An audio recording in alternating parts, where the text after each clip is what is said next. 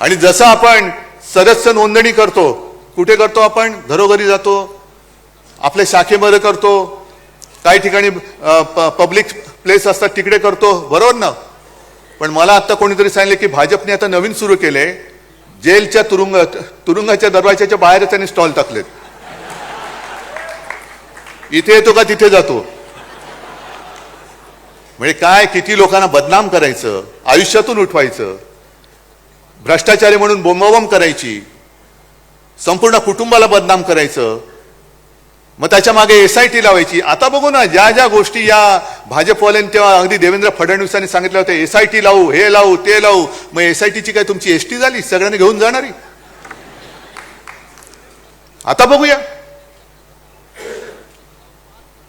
म्हणजे सगळ्यांना बोंबलून, भ्रष्ट म्हणून बोंबलून टाकायचं, बदनाम करायचं. 70,000 कोटीचा घोटाळा आलं काय? छे छे छे छे छे. पाय धुवून त्यांचं पाणी पितायत. सिंचन घोटाळा ना, म्हणून पाणी पितायत. अशी संपूर्णपणे या देशाची वाट लावली यांनी. आणि आता शिवसेना संपवायचं स्वप्न बघतायत.